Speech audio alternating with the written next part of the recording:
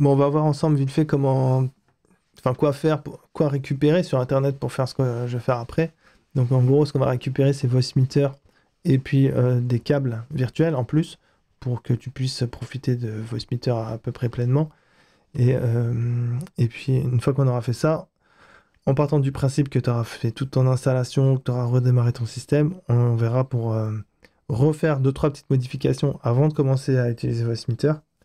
À partir de ces modifications, tu pourras redémarrer encore. Et là, tu pourras lancer Voicemeeter pour la première fois. Donc tout ce qu'on va faire, c'est un peu entre le truc que tu fais entre le moment où tu vas installer Voicemeter et avant de commencer à utiliser Voicemeter, d'accord? On va pas parler de l'utilisation de Voicemeter directement. C'est les prérequis. Donc pour télécharger l'application, tu vas sur le site vbaudio.com. Ensuite, tu vas sur Audio App. Et là, tu as un câble input que tu peux télécharger. Ici, tu cliques ici. Quand tu feras l'installation, tu n'oublieras pas de faire une installation en tant qu'administrateur. C'est important. Sinon, ça ne marche pas en fait. Et tu peux descendre et tu vas sur iFi Cable, tu cliques ici ou alors tu continues de scroll vers le bas. Ça t'amène plus bas dans l'image, tu vois. C'est juste on allait plus bas, quoi. Et là, tu as un autre câble que tu peux récupérer avec une petite application là que tu peux utiliser pour faire un peu plus de choses. Mais bon, c'est gratuit. Enfin, c'est pas gratuit, c'est en donationware. Mais bon, en fait, tu peux le récupérer sans payer, quoi. Parce que sinon, tu as d'autres câbles ici, là. Mais c'est là, il me semble qu'il faut payer pour les télécharger. Donc, on va pas s'y intéresser. Ensuite, pour l'application, moi, je te conseille de prendre Potato direct. Donc, tu viens ici, tu récupères Potato. Tu prends pas Banana ou Voicemeeter. Parce que quand tu télécharges Potato, l'application Potato, donc tu viens installer, tu prends ce fichier-là pour installer l'édition. Potato, et ça va t'installer les trois éditions. Ça va t'installer automatiquement Voicemeeter et Voicemeeter Banana. Pourquoi ça fait ça? C'est parce que quand ça installe Voicemeeter, ça installe l'entrée virtuelle qui vient avec Voicemeeter. Quand ça installe Voicemeeter Banana, ça installe l'entrée virtuelle qui vient avec Voicemeeter Banana. Et quand ça installe Voicemeeter Potato, en plus de l'application aussi, ça installe l'entrée virtuelle qui vient avec l'application Potato. Donc comme tu vois ici, les entrées virtuelles, c'est là. C'est l'entrée 1, l'entrée 2 et l'entrée 3. Et tu as aussi les sorties virtuelles B1, B2, B3. Donc ça, tu les as sur Potato. Mais donc ça, c'est précisé. Si tu vas dans le manuel, c'est expliqué, etc. Je précise aussi que si tu veux utiliser Potato à son plein potentiel, il faut que tu payes. Parce que tu peux l'utiliser sans payer. Mais il va y avoir un truc en mode démo pour dire ouais, ça reste une démo, mec, il faudrait que tu payes et tout ça. Donc tu peux te donner des sous et tout. Moi, je trouve que si tu donnes des sous, si c'est juste pour streamer, je pense pas que ça vaut le coup de donner 35 euros. Enfin, c'est à peu près 35 euros qu'ils demandent de donner quand tu fais un don. Si c'est que pour streamer, je trouve que c'est pas trop normal de donner 35 euros. Enfin, tu fais ce que tu veux, hein, mais tu peux donner plus. Mais le truc, c'est que quand tu utilises Voicemeeter, là, je suis sur Banana, tu vois. Donc, ouais, je précise, tu vois, moi, j'ai téléchargé donc Asio Bridge. Là, ça c'est venu quand j'ai installé le câble iFi. J'ai installé le câble le VB Cable, j'ai installé aussi. Et donc, j'ai installé Voicemeeter Potato. Et tu vois qu'il m'a installé Voicemeeter Banana et Voicemeeter automatiquement. Voilà.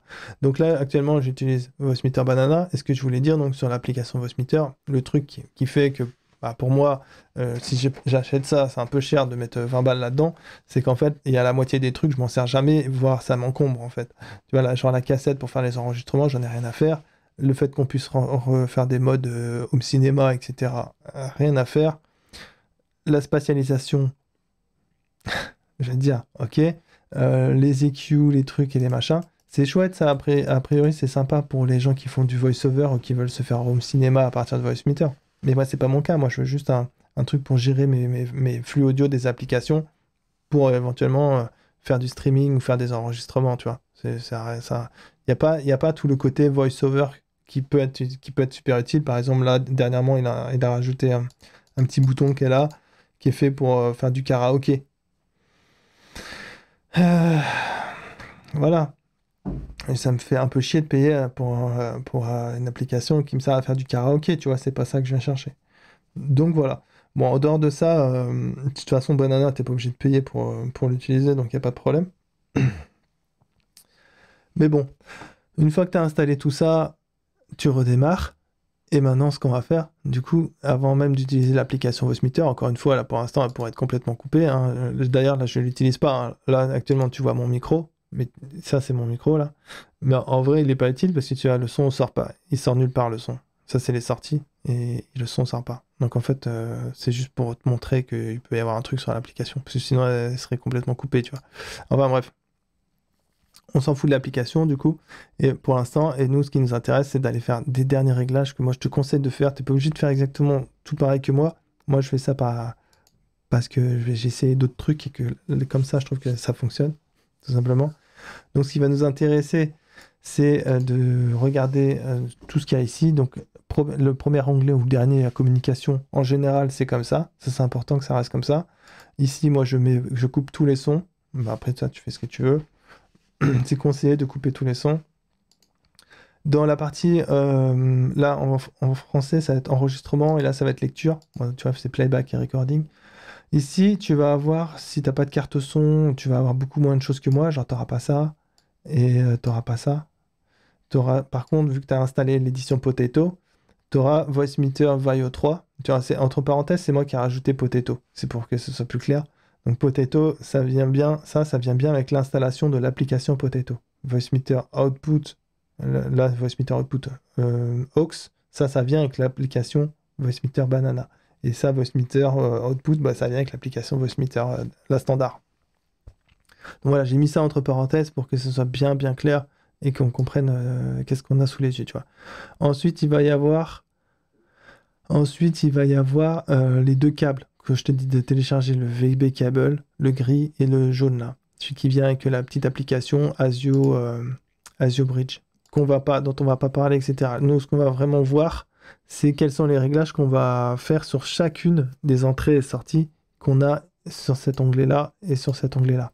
Donc moi, ce que je fais, c'est que comme j'ai des cartes son, du coup, mon son passe par USB, voilà, sur des cartes son. Du coup, tout ce qui est sorti jack sur mon ordinateur, j'ai tout désactivé. Tu vois, là, tout a été coupé. Ça, c'est des sorties vers les câbles jack. En général, si tu me branches un casque, un truc comme ça, et il détecte automatiquement qu'il y a un truc et tout ça. Moi, tout est coupé. C'est désactivé, donc on n'occupe pas. Donc nous, on va s'intéresser principalement à ça. Mais vite fait, je vais te montrer aussi sur quelques-unes de mes... De toute façon, je vais pas tout te montrer en détail parce que tout est tout le temps pareil, hein. C'est vraiment... Je vais juste en montrer quelques-unes pour la forme. Donc, ce que tu peux faire, ce qu'il va falloir faire, c'est faire un clic droit propriété ou juste propriété comme ça. Et ici, tu vas pouvoir soit renommer si tu as envie. Ensuite, aller dans les niveaux, ce sera sur 100% normalement. Dans avancer, là, tu n'es pas obligé de changer la qualité, enfin la résolution 24 bits et puis le fréquence d'échantillonnage 48. Normalement, toi, tu auras plutôt 24, 44.1. Tu peux laisser comme ça, c'est pas un problème. Moi, ça, c'est un choix que j'ai fait de passer en 48. Mais avant, j'étais en 44. Avant, j'étais en machin. Tu vois, enfin voilà. C'est un truc que j'ai organisé. C'est pas essentiel. Si je suis sur cette page, c'est surtout pour ce qu'il y a en dessous ou chez moi. Ça change quelque chose par défaut, ça sera sans doute comme ça chez toi. Moi, je te conseille si ça fonctionne comme ça, bah, laisse comme ça. Mais si ça a des problèmes, éventuellement, tu vois, tu peux faire ça. Parce que ce qui se passe avec ces commandes-là, ça te dit autoriser les applications à prendre le contrôle. C'est-à-dire qu'en fait, tu as des applications, quand tu les ouvres, elles peuvent changer la résolution là, de la sortie ou de l'entrée, tu vois. Elles peuvent dire, ah tiens, toi, t'es en 48? Non, t'es en 44. Et ça peut faire des conflits en fait de fréquence d'échantillonnage. Et donc, pour éviter ça, tout simplement, j'ai interdit à toute application de venir modifier la fréquence d'échantillonnage qui est là. Donc, si je peux te donner un conseil, surtout si tu changes le truc de base, que voilà, tu as carte son, etc. Dès que ça commence un peu... Si tu as vraiment un système de base, tout de base, tu n'as pas de carte son, tu n'as rien touché, tu changes pas la fréquence d'échantillonnage, a priori, tu peux laisser tout connecter comme ça. Mais à partir du moment où tu viens rajouter des choses, genre carte son, et que tu viens toucher quelque part, là, la fréquence, c'est important que tu viennes décocher ces cages-là, parce que sinon, ça va pouvoir changer sans que tu le veuilles. Tu vois. Donc si tu as fait des changements, je pense que tu veux que ça reste. Donc oublie pas de faire ça. Voilà. Et puis bah, c'est tout ce qu'il y aura à faire. Après tu fais OK, appliquer et tout ça, tu vois. Et puis par exemple, on va regarder sur celui-là comment ça se passe, propriété. Donc 100%, ici 24, moi j'ai mis, enfin, j'ai mis 48, et là j'ai dit donc interdit d'y toucher, c'est moi qui décide. Voilà, la spatialisation toujours pas touchée. Ça, c'est les 3 entrées virtuelles qui viennent avec les applications. Ici, j'ai une entrée de ma carte son. Donc on va regarder, propriété. Là, tu vois, il y a plus de cases. Alors, quand il y a ce truc-là, là, c'est des améliorations ou des boosts, comment ils peuvent appeler ça? Des augmentations peut-être. Donc là, tu fais tout désactiver. Désactiver toutes les possibilités de changement. Dans avancer ici, bah, c'est toujours pareil, hein. J'ai choisi ma fréquence d'échantillonnage et puis avec ma résolution et je n'autorise pas les applications. Là, toujours sur off, le niveau il est toujours à 100%. Les formats supportés, là, s'il y en a qui ne sont pas décochés, je te conseille de les cocher.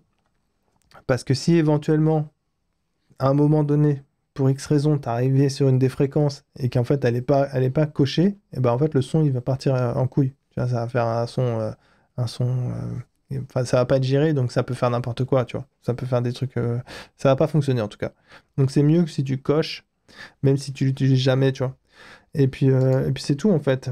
On va regarder maintenant. Je vais pas faire le tour de plus dans les entrées. On va aller voir dans les sorties. Ou l'inverse, on était sur les sorties. On va voir sur les entrées, peu importe. Là, apparemment, on est sur les sorties. Donc, propriété. On a listen, ça c'est pour écouter. On touche pas. C'est vraiment si tu veux faire du monitoring, si tu veux écouter ce qui se passe sur le truc, ça, on s'en fiche. Ici, parfois, il y a deux barres. Tu laisses tout à 100. Et avancer. Toujours pareil. Tu vois, 48, 24, rien n'est coché en bas. Tout est décoché. Et puis voilà. Je vais faire propriété sur celle-là. On va regarder. Toujours tout pareil. Tout pareil. Et puis on va aller voir pourquoi pas celle-là aussi. Tiens, bah, celle-là, c'est mon micro ici. Qu'est-ce qui se passe sur mon micro? Donc là, après, je peux écouter mon micro, 100%. Ici, tout est désactivé. Et ici, on est toujours pareil avec les mêmes réglages. Donc voilà, une fois que tout est fait comme ça, tout est réglé comme ça, bah, c'est bon en fait, c'est à peu près tout ce que j'avais à te montrer ici. Dernière chose, à la limite, c'est sur Voicemeeter. Si tu es en 44, 44.1, que tu n'as pas de carte son et que tu n'as rien touché du coup sur les fréquences d'échantillonnage, tu as laissé avec les trucs cochés, etc. Ici, logiquement, ça sera avec Voicemeeter que tu changeras la fréquence d'échantillonnage si tu veux.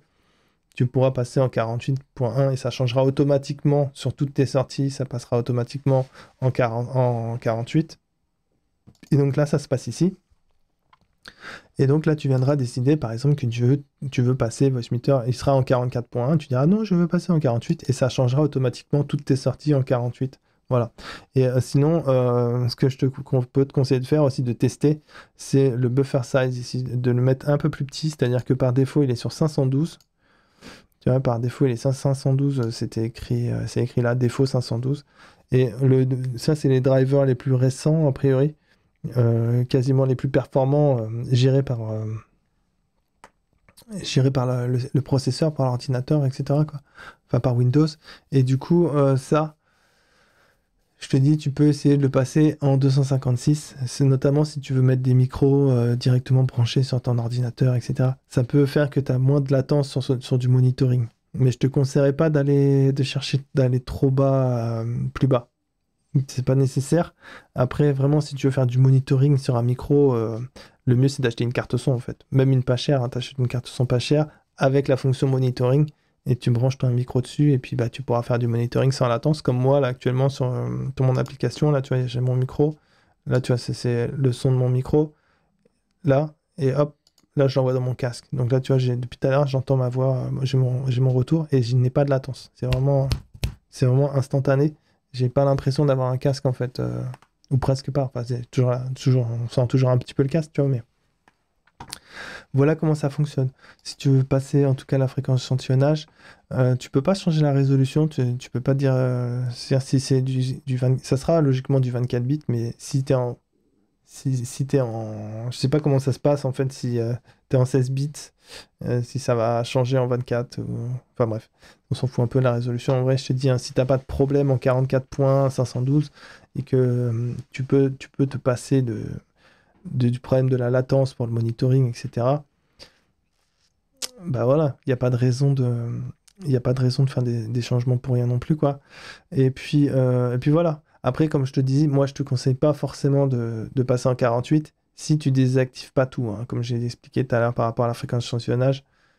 Sinon, c'est possible qu'à un moment donné, tu ouvres une application et elle a dit «Salut, moi je veux du 44 points». Et boum, elle change tes entrées et sorties.